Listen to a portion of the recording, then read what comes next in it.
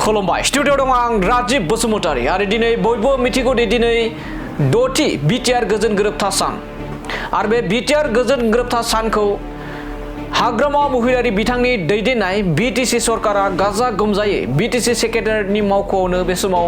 फालिनाय जादों आरो बे फालिनायनि गेजेरजोंनो बिटिसिनि चिफ हाग्रामा महिलारी बिथाङा बुंथिदों दि थांनाय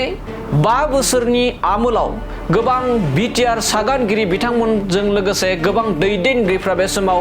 बिटिआर गोजोन गोरोबथानि दफाखौ लानानै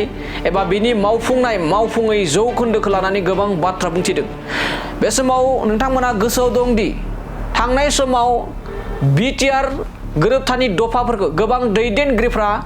80 जौखोन्दो 82 जौखोन्दो 90 जौखोन्दो मावफुंनाय जाबाय होननानै गोबां बुंथिदोंमोन आरो दायो आद्रा थानाय जाखिनि 18 जेराव थांनाय गोलाव समाव दैदेनगिरिफ्रा 82 जौखोन्दो मावफुंबाय होनना बुंदोंमोन बेखायनो 18 जौखोन्दोल' आंहा मावफुंनांगौ दायित्व दं होननानै बाथ्रा बुंथिदों। नंगौ बे समाव फिन फोरमायबावोदि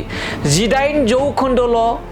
दफाफोरा मावफुंनो दंबावो बिथांमोन बायदि बुंनायब्ला एबा थांनाय समाव बुंनाय बायदिब्ला बेखायनो आंहा 18 जौखोन्दोल' मावफुंनो दंबावो होननानै बाथ्रा बुंथिदों आरो बे 18 जौखोन्दोखौ आं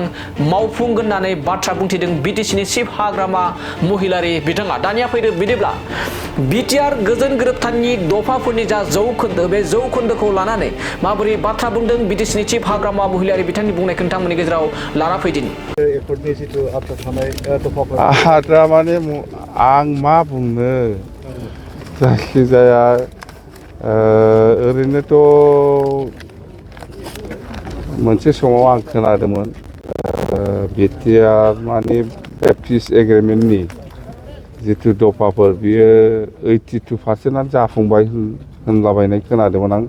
बेसेबां नंगौ नङा जेब्ला आखाइ होगोन अब्लासो बुजिगोन आं 82% बाथ' 18%ल'सो आंहा मावनांगौआ दा खोथाया बेसो जेखिजायानो जाया जेसेबां पारसेन्ट दं मावनांगौ जिखिनि बाखि दं बेखौ आङो सरकारजों रायज्लायनानै सुफुंनो थाखाय आं नाजागोन। खिन्थु आं खोनानाया बिथांमोननि मानसिफ्रा जेनेबा सोरबा एनडिएफबिनिबो सोरबा इउपिपिएलनिबो सोरबा एबसुनिबो लिडारफोरखौ आं बुंलाबायनायखौ खोनादों बेसेबां नंगौ नङा खिन्थु 82%आनो जाफुंजोबखाबाय होनना बुंदों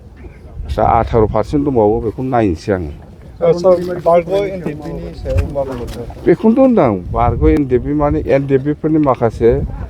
केस आरो रिहेबिलिटेसन आरो जेलनिफ्राय सख'नांगौ बेनि सायाव जों जिहेतु सरकार बानायदों सरकारा दायित्व दं जों सेस्था खालामगोन जों रायज्लायगोन। दाथ' सिगनेटरि हिसाबै जेनेबा जोंना एमपि इउजि गोरा बिथाङा दंफैयो इउजि ब्रह्म बिथाङा दंफैयो लरेन्स इस्लारि दंफैयो रोनगोरा बिथां एमपिआबो दंफैयो आरोबाव नुजोबाखै आं फैगोन खोमा सम दं दाबो। दे